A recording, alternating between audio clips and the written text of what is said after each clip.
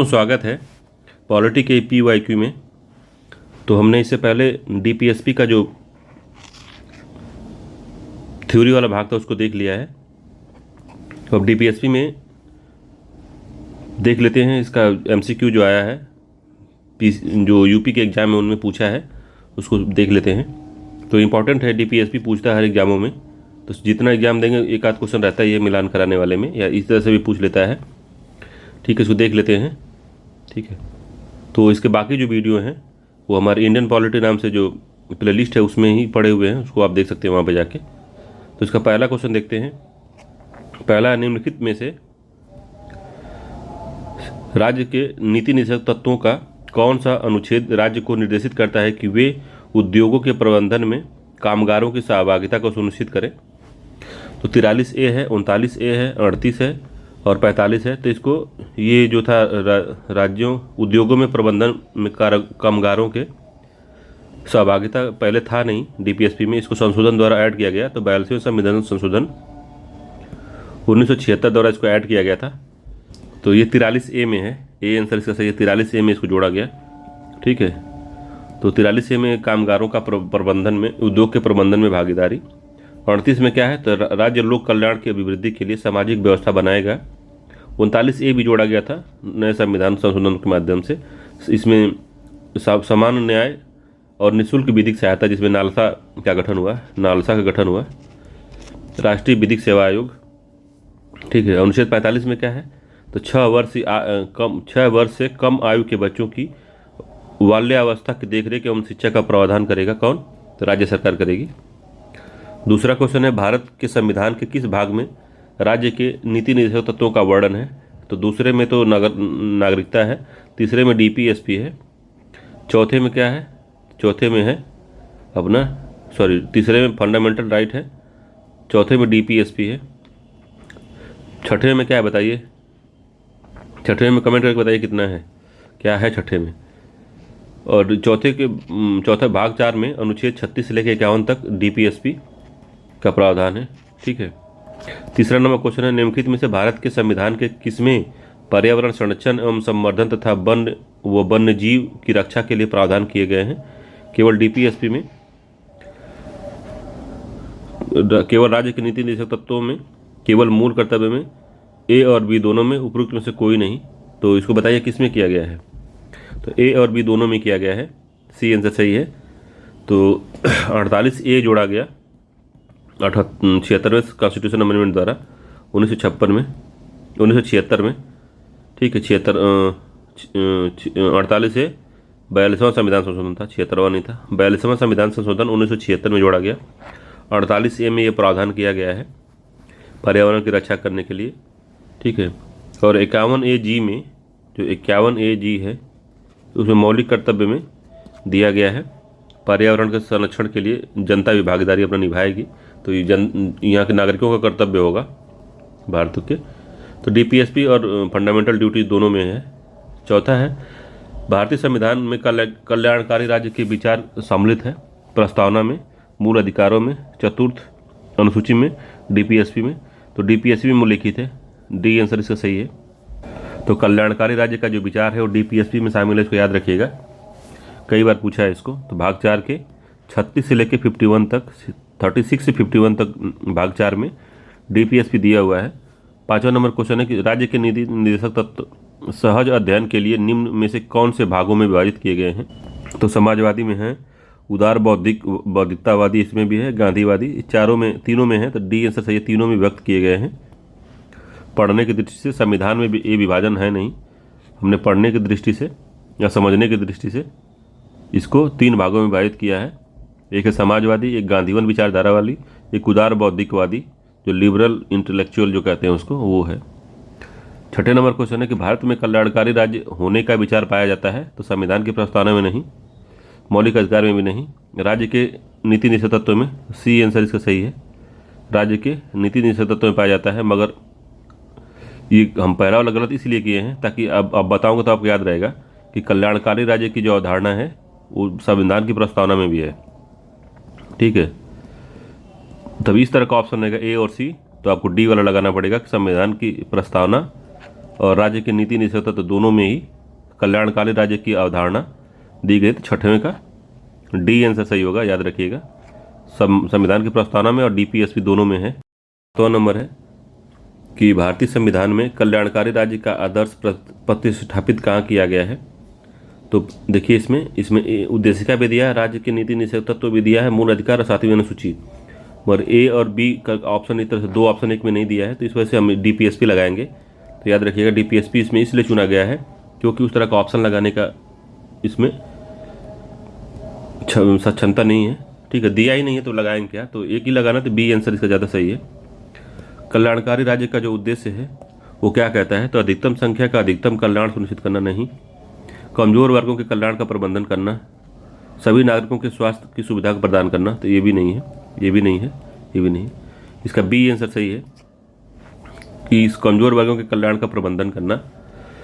तो 1942 में बेवरी रिपोर्ट आई थी ब्रिटेन में, तो उसने कहा था कल्याणकारी राज्य का जो स्वरूप होगा उसको स्पष्ट किया उसने। तो उसने कहा गरीबी, बीमारी, निरक्षरता, नशाखोरी और अभाव जैसी कुरीतियों से निपटने के लिए राज्य की सक्रियता को आवश्यक माना। इसी रिपोर्ट में कहा गया कमजोर वर्गों के कल्याण का प्रबंधन करना राज्य का उद्देश्य होगा और यही कल्याणकारी राज्य का भी उद्देश्य होगा। ठीक है, तो गरीब लोगों के लिए, ठीक है, तो रिपोर्ट कमजोर वर्गों के कल्याण पर ये सब है। 9वां है कि निम्नलिखित में से कौन एक राज्य के नीति निर्देशक सिद्धांतों का उद्देश्य नहीं है। तो एक कल्याणकारी राज्य की स्थापना करना, ये तो उद्देश्य है ही। सामाजिक आर्थिक न्याय को सुनिश्चित करना, ये भी है। एक धार्मिक राज्य की स्थापना करना, ये हमारे उद्देश्य नहीं, हमारे डीपीएसपी का। एक धर्मनिरपेक्ष राज्य की स्थापना करना, तो ये है, तो सी आंसर सही है इसका, यही नहीं है। अगला है, अगर एक्सप्लेनेशन जिसको पढ़ना होगा आराम से भाई इसको रोक के पढ़ लीजिए वीडियो। अगला 10वां है समान कार्य के लिए समान वेतन भारत के संविधान में सुनिश्चित करता है। तो इसमें कोई एक काम है जिसको पुरुष भी करता है और महिला भी करती है, तो दोनों को कार्य के लिए समान वेतन मिलना चाहिए। वो कार्य है कुछ भी हो, अगर दोनों लोग इसको करते हैं तो सबको पुरुष और महिला दोनों को समान वेतन मिलना चाहिए। 39B में ये ऐड किया गया था इसको संविधान संशोधन के माध्यम से। ठीक है, तो ये कहाँ पे है, मौलिक अधिकार में नहीं है, मौलिक कर्तव्य में नहीं है, आर्थिक अधिकार में भी नहीं है, ये डीपीएसपी में है। बी आंसर सही है इसका। अगला है समान कार्य के लिए समान वेतन, क्या है ये, आर्थिक अधिकार के लिए विधिक मांग है, नहीं। आर्थिक अधिकार के लिए राजनीतिक मांग है, नहीं। विधिक अधिकार के लिए आर्थिक मांग है, विधिक अधिकार के लिए आर्थिक मांग है, भी नहीं है। राजनीतिक अधिकार के लिए आर्थिक मांग है, भी नहीं है। इसका पहला सही है, आर्थिक अधिकार के लिए विधिक मांग है, ये ए आंसर सही है। समान कार्य के लिए समान वेतन मूलतः आर्थिक अधिकार के लिए विधिक मांग है। ठीक है, लिंग के आधार पर वेतन की विसंगतियों को दूर करने के लिए भाग 4 में नीति निषेध तत्व 39B में राज्य के ऊपर विधिक दायित्व डाला गया कि समान कार्य के लिए समान वेतन आर्थिक अधिकार के लिए विधिक मांग है। इसका उद्देश्य को पूरा करने के लिए केंद्र सरकार द्वारा समान पारिश्रमिकी अधिनियम 1976 को लागू किया गया था। ठीक है, तो समान पारिश्रमिकी अधिनियम 1976 लागू किया गया। 12वां है निम्नलिखित में से कौन सा डीपीएसपी का तत्व नहीं है। डीपीएसपी का तत्व कौन सा नहीं है इसमें, तो अपराधों के लिए दोषी सिद्धि के संबंध में संरक्षण, यही नहीं है, ये वाला, ये फंडामेंटल राइट है। प्राण एवं दैहिक स्वतंत्रता का संरक्षण, अच्छा, निम्नलिखित में से कौन सा राज्य की नीति निर्देशक सिद्धांतों का तत्व नहीं है। सही से पढ़िए क्वेश्चन को, क्वेश्चन थोड़ा गड़बड़ से पढ़ लिया जा रहा है। तो निम्नलिखित में से कौन सा राज्य की नीति निर्देशक सिद्धांत के तत्व में निहित है, नहीं है, नहीं है, निहित है, ये निहित लिखा है भाई। तो अपराधों के दोष सिद्धि के संरक्षण, ये नहीं, डीपीएसपी नहीं है, ये फंडामेंटल राइट है। प्राण एवं दैहिक स्वतंत्रता फंडामेंटल राइट है। अल्पसंख्यक वर्गों के हितों का संरक्षण भी फंडामेंटल राइट है। पुरुषों और स्त्रियों के लिए समान कार्य के लिए समान वेतन, यही डीपीएसपी में निहित है। ठीक है, 13 नंबर क्वेश्चन है कि निम्नलिखित में से कौन सा एक नीति निषेध तत्व है।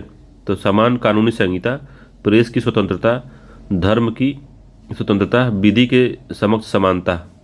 तो कौन सा है इसमें 13वें में, तो विधि के समक्ष समानता है कि नहीं है, ये भी नहीं है, ये फंडामेंटल राइट है। 14 में समान कानूनी संहिता, आर्टिकल 44 में दिया गया है इनको, समान नागरिक संहिता जो है डीपीएसपी का तत्व है। 14वां है निम्न में से कौन सा एक राज्य के नीति निषेध सिद्धांतों का सम्मिलित है, सिद्धांतों में सम्मिलित है। तो राज्य देश के पर्यावरण के संरक्षण और संवर्धन का प्रयास करेगा। राज्य किसी व्यक्ति को कानून के समक्ष समता समानता मना नहीं करेगा, ये नहीं है। राज्य किसी व्यक्ति को उसके धर्म और रेस, जाति, लिंग अथवा स्थान के नाम पर भेदभाव नहीं करेगा, ये भी नहीं है। अस्पृश्यता का परिवर्तन, ये सब फंडामेंटल राइट है तीनों, नीचे वाला। पहला जो है डीपीएसपी है, ठीक है, तो ए आंसर सही है इसका। अगला है 15 नंबर का कि पर्यावरण और वनों के संरक्षण हेतु भारतीय संविधान के, अगला पर्यावरण और वनों के संरक्षण हेतु भारतीय संविधान के किस भाग में प्रावधान पाए जाते हैं। तो पर्यावरण और वनों के संरक्षण हेतु भारतीय संविधान के किस भाग में प्रावधान पाए जाते हैं। तो समवर्ती सूची में, राज्य के नीति निर्देशक सिद्धांतों में, टीपीएसपी में, अनुच्छेद 51A एवं मूल कर्तव्य में, अनुच्छेद 51A एवं मूल कर्तव्य में, किन्हीं में नहीं। तो कहाँ पाए जाते हैं ये, तो सोच के बताइए कहाँ पढ़े हैं आप इसको। 15वां, तो ये डीपीएसपी में भी पढ़ा गया है, बी में भी और सी में भी है, ठीक है। दोनों में भी इनके संरक्षण के प्रावधान पाए जाते हैं। भारतीय संविधान के किस भाग में प्रावधान है, पर्यावरण और वनों के संरक्षण है तो भारतीय संविधान के किस भाग में है, तो बी और सी दोनों में है, बी और सी वाले में, ठीक है, ठीक है। तो बी और सी इसका सही है। समवर्ती सूची में वन नहीं है क्या, तो समवर्ती सूची में भी तो शामिल है, तो क्या शामिल है इसका एक्सप्लेनेशन पढ़ना पड़ेगा। बी सी तो ठीक है, ए वाला की वैल्यू पढ़ लेते हैं। तो पर्यावरण और वनों के संरक्षण हेतु भारतीय संविधान में डीपीएसपी में 48(1) में 48 क में है, ठीक है। इसके साथ ही साथ नागरिकों के कर्तव्यों के रूप में भी इसे 51 क के 6 में शामिल किया गया है। अतः विकल्प जो है बी सी इसका दोनों ही प्रावधान करता है।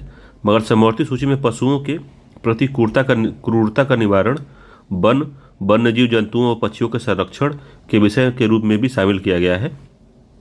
तो इस तरीके से अगर हम देखें तो तीनों में ही इसमें होंगे, तो ए बी सी इसे तीनों होना चाहिए, ए बी सी तीनों में ही शामिल है ये, ठीक है। तो ये यूपीएससी में तो क्वेश्चन बन सकता है, तो ध्यान दीजिएगा इसका।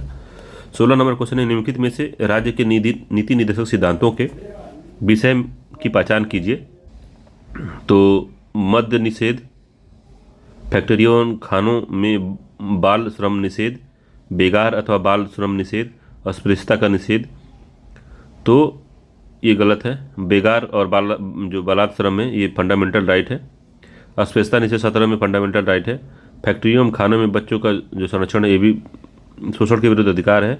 मद्य निषेध है, केवल एक ही सही है इसका, तो सी आंसर सही है, केवल एक सही है इसमें, ठीक है। तो बस एक ही इसमें सही है।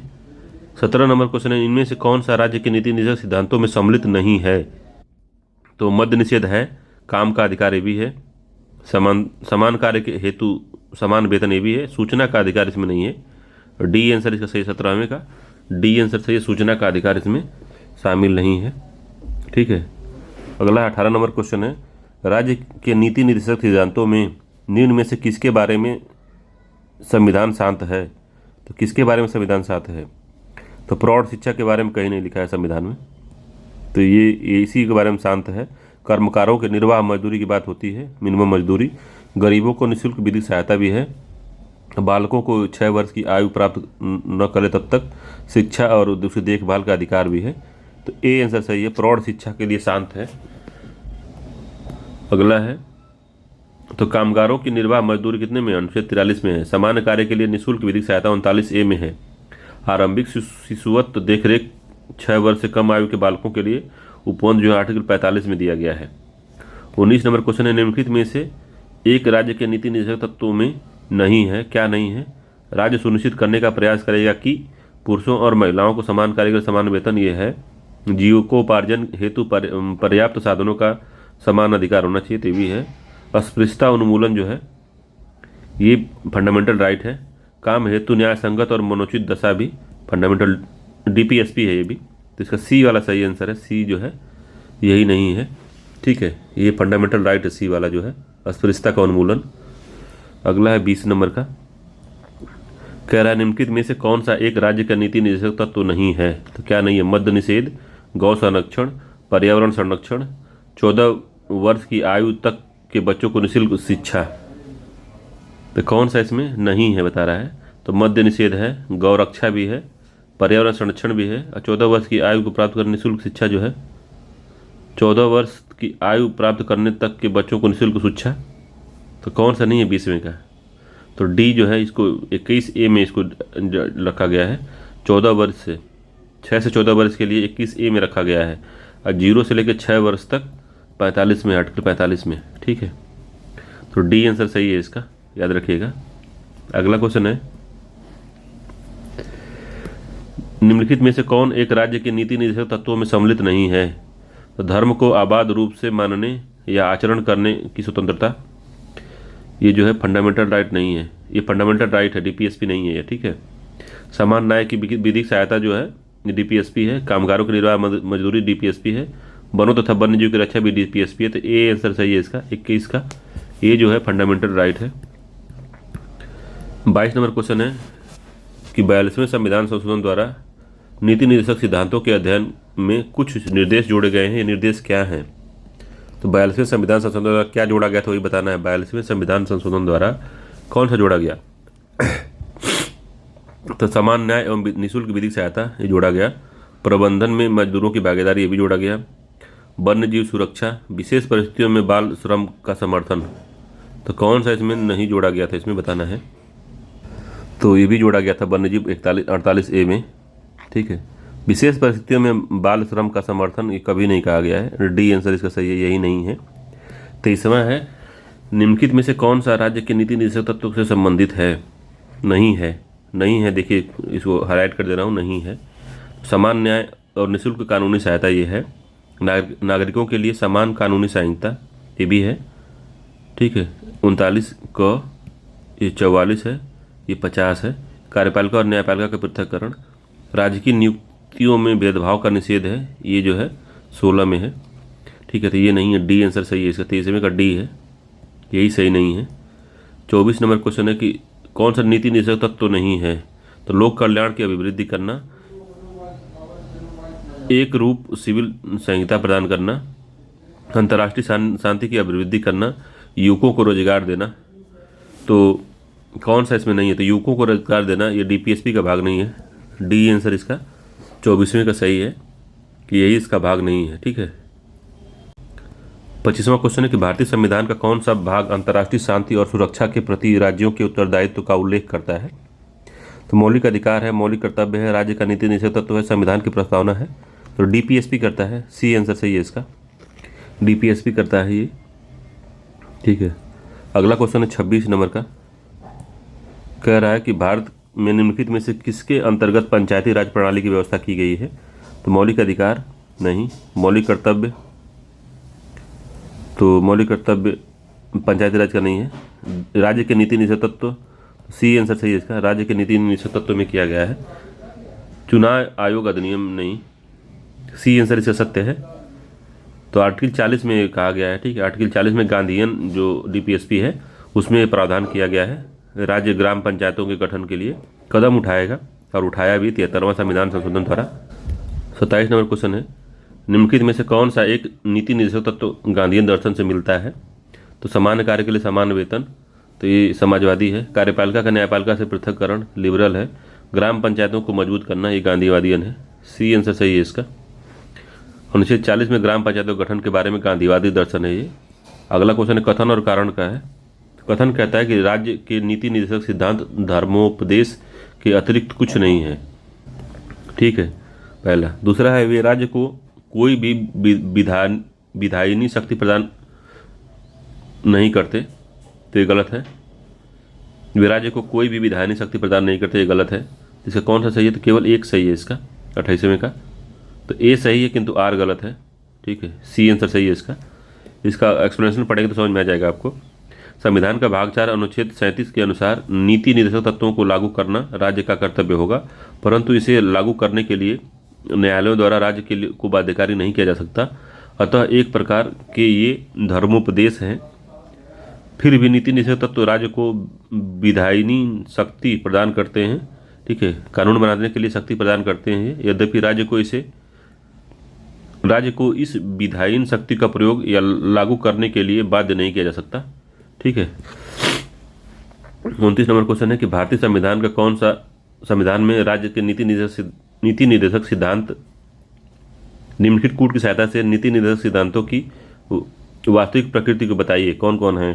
देश के शासन में मूलभूत तत्व हैं, ये ठीक है पहला, कि देश के शासन में मूलभूत हैं, ये पहला ठीक है। न्यायालय द्वारा लागू नहीं करा जा सकता, तो ये भी ठीक है। तीसरा है राज्य का कर्तव्य है कि विधि निर्माण में उनका सम्मान करे, तो ये भी सही है। तो इस उपरोक्त में तीनों ही सत्य हैं, डी आंसर सही है। तीनों ही इंपॉर्टेंट है राज्य के लिए, ठीक है, तो डी आंसर इसका सही है। अगला क्वेश्चन है, अगर एक्सप्लेनेशन पढ़ना तो आप पढ़ सकते हैं, मगर इतना उसको बता दिया गया है इसके थ्योरी वाले पार्ट में कि पढ़ने की जरूरत नहीं है। अगला क्वेश्चन है, वर्तमान में किस नीति निर्देशक सिद्धांत को मूल अधिकार पर प्राथमिकता दी गई है? तो समस्त नीति निर्देशक सिद्धांतों को नहीं, किसी भी नीति निर्देशक सिद्धांतों को नहीं, ये भी गलत है। केवल 39 बी व 100 में सम्मिलित नीति निर्देशक सिद्धांतों को, तो इसका बी सी आंसर सही है, ठीक है। पर्यावरण से संबंधित नीति निर्देशक सिद्धांतों पे नहीं, सी आंसर सही है। 39 ब और 100 पर समाजवादी समाज की स्थापना के लिए भारतीय संविधान के उद्देश्य पर आधारित है। इस कारणवश इसे मूल अधिकारों पर वरीयता प्रदान की गई है, सी वाले पे, ठीक है। मिनर्वा मिल्स में ये बात कही गई थी, तो इसका डिटेल में हमने बताया है। अगर वो मेरा लेक्चर पढ़ते हैं डीपीएसपी वाला, तो आपको कुछ भी इधर उधर देखने की ज़रूरत नहीं है। यूपीएससी तक के लोग जो क्वेश्चन है उसको आप आसानी से टैकल कर सकते हैं या सॉल्व कर सकते हैं। 31 नंबर क्वेश्चन है कि राज्य के नीति निर्देशक तत्वों को सामाजिक क्रांति का दस्तावेज भी कहा जाता है। संविधान का कौन सा अनुच्छेद इसकी ओर इंगित करता है? तो कौन सा इंगित करता है कि यह सामाजिक क्रांति का दस्तावेज है? ये अनुच्छेद कौन सा इसकी तरफ इंगित करता है? तो अनुच्छेद 38 है, अनुच्छेद 49 है, 50 है, 31 है। तो अनुच्छेद 38 ऐसा कहता है, ए आंसर इसका सही है। अनुच्छेद 38 में क्या है? तो राज्य के द्वारा ऐसी सामाजिक व्यवस्था के निर्माण का उल्लेख है जिसमें सामाजिक, आर्थिक और राजनीतिक न्याय के साथ साथ प्रतिष्ठा, सुविधा, अवसर व आर्थिक समानता को स्थापित करने का उल्लेख है। यह अनुच्छेद नीति निर्देशक तत्वों के संबंध में सामाजिक क्रांति का दस्तावेज कथन को पुष्ट करता है, ठीक है। तो ए इसका आंसर सही है। एक्सप्लेनेशन पढ़ने पे समझ में आ जाएगा आपको, ठीक है। तो क्या करता है 38? तो 38 कहता है राज्य के द्वारा ऐसी सामाजिक व्यवस्था के निर्माण का उल्लेख करता है जिसमें सामाजिक, आर्थिक, राजनीतिक न्याय के साथ साथ प्रतिष्ठा, सुविधा, अवसर और आर्थिक समानता के स्थापित हो करने का उल्लेख है इसमें 38 में। तो यही जो है किसकी तरफ इंगित करता है? तो सामाजिक क्रांति। जब सामाजिक क्रांति कब आएगी? जब समाज में सामाजिक, आर्थिक, राजनीतिक न्याय सबको मिलेगा, साथ ही प्रतिष्ठा, सुविधा और अवसर की समानता और आर्थिक समानता को स्थापित करने का जब राज्य प्रयास करेगा तो सामाजिक क्रांति ही आ जाएगी इसमें। 32 नंबर क्वेश्चन कह रहा है कि निम्नलिखित में से कौन सा एक गलत है? तो मूल कर्तव्य मौलिक अधिकारों का हिस्सा है, नहीं है। मूल कर्तव्य मौलिक अधिकारों का भाग नहीं है, तो ये सही है। अगला है भारतीय संविधान के भाग 4 क में मौलिक कर्तव्य गिनाए गए हैं, तो ये बात ठीक है। 51 एम में प्रत्येक भारतीय नागरिक के 10 कर्तव्य की व्याख्या की गई, नहीं 11 कर्तव्य की व्याख्या की गई है। तो इसमें गलत जो है ए और डी हैं, ए और डी इसके गलत है, ठीक है। पहला भी गलत है और डी वाला भी गलत है, ठीक है। दोनों विकल्प गलत हैं इसके। अगला क्वेश्चन है कि 33 निम्नलिखित में से किसने नीति निर्देशक तत्वों को ऐसा चेक बनाया जिसका भुगतान बैंक की सुविधा पर निर्भर करता है? ये किसने कहा था? तो इसको भी हमने बताया था कि किसने इसको कहा था।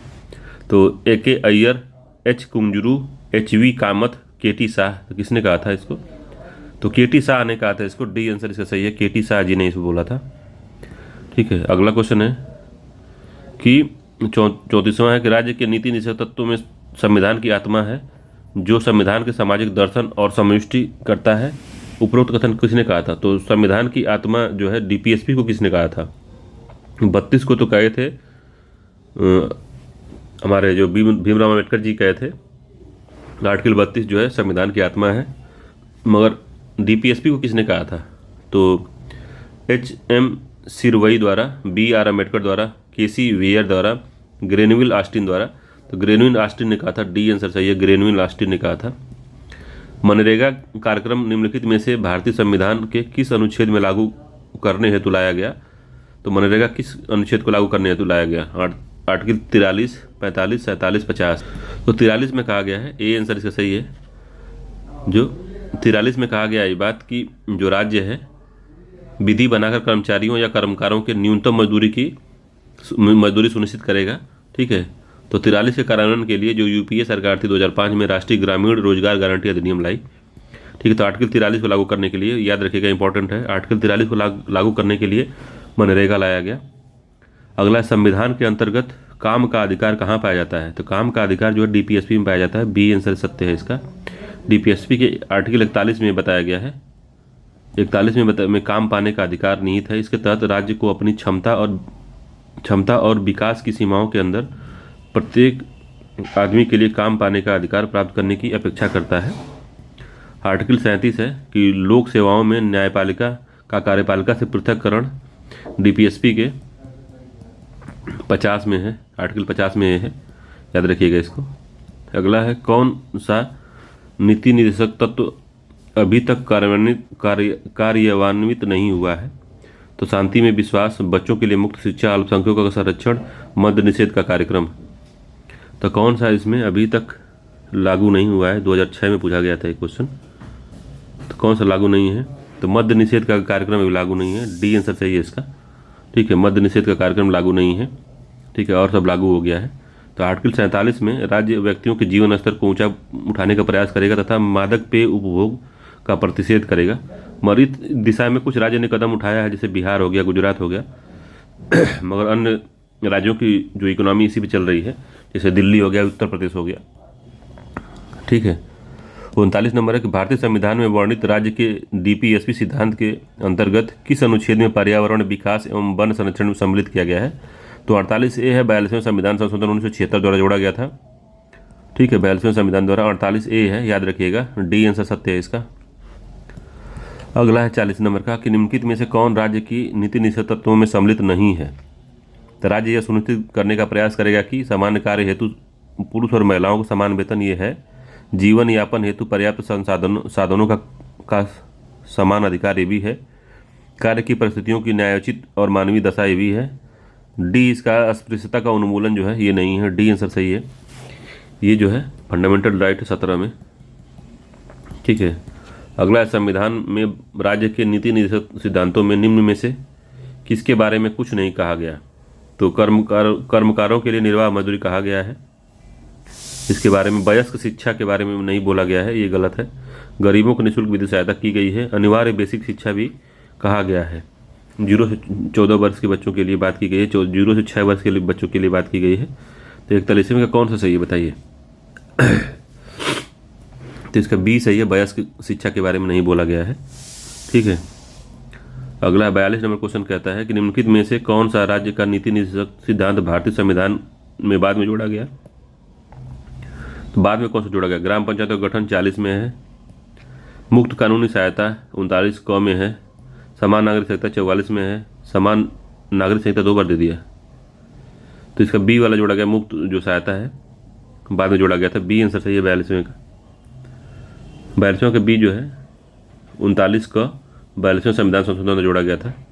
43 नंबर क्वेश्चन कह रहा है कि भारत के संविधान में अंतर्राष्ट्रीय शांति और सुरक्षा को प्रोत्साहन देने के लिए सन्निहित किया गया संविधान की प्रस्तावना में राज्य के नीति निर्देशक तत्वों में, मौलिक अधिकारों में, मौलिक कर्तव्यों में 9वीं अनुसूची में, तो किसमें कहा गया है? तो डीपीएसपी में कहा गया है। ठीक है, बी आंसर सही है कि डीपीएसपी में ये बात बोली गई है कि अंतर्राष्ट्रीय शांति और सुरक्षा की अभिवृद्धि को बढ़ाने का राज्य जो है प्रयास करेगा। 44 नंबर क्वेश्चन है कि 42वें संविधान संशोधन अधिनियम के द्वारा राज्य के नीति निर्देशक तत्वों में निम्नलिखित में से कौन सा जोड़ा गया था? तो 39 का समान न्याय और निःशुल्क विधिक सहायता, पर्यावरण की रक्षा। 48 का उद्योगों में प्रबंधन की भागीदारी जो थी ये भी जोड़ा गया था। आय और आरोहण की असमानता को कम करना। तो कौन कौन जोड़ा गया? तो पहला जोड़ा गया, दूसरा जोड़ा गया, तीसरा जोड़ा गया, चौथा नहीं जोड़ा गया था। तो 1, 2, 3 इसका सही है। ठीक है, तो बी आंसर सत्य है इसका। ये कह रहे हैं तो एक लोग आ गए थे। ठीक है, इसका बी आंसर सही है, तो याद रखिएगा 1976 में जोड़ा गया था 42वां संविधान संशोधन के माध्यम से। ठीक है, तो ये डीपीएसपी का समाप्त हो गया है। चलिए मिलते हैं अगले वीडियो में। अगर ये वीडियो अच्छा लगे तो आप मेरे चैनल को सपोर्ट कर सकते हैं। चलिए मिलते हैं अगले वीडियो में, धन्यवाद।